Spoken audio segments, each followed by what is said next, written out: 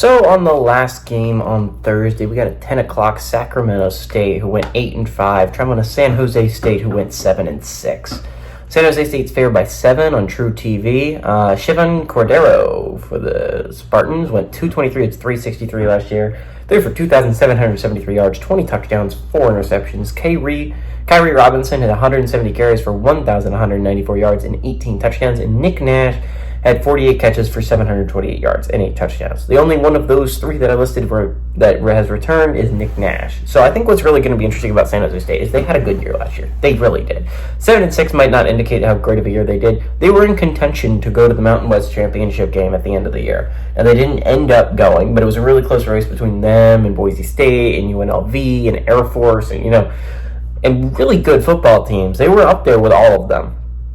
So much so that their head coach ended up getting the Arizona job, which is rough. If you're a San Jose State fan, right when you're gaining traction, you lose your head coach to a pretty good job at Arizona. I think what's really going to be interesting this year is Mountain West.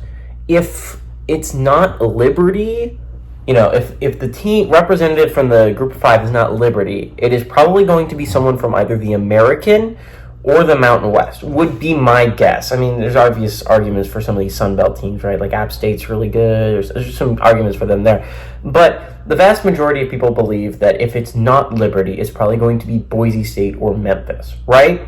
So if you're playing in one of these conferences, you have chances to get some high-quality wins, and if you win the conference championship against a team like Boise State, that could give you some leeway into hopefully making the playoffs. So I think looking at it from this perspective, I think it's going to be really interesting. Sacramento State had a really good year FCS-wise. They beat they beat Stanford, I think, last year. So this is a good Sacramento State team. This is a high-quality football team.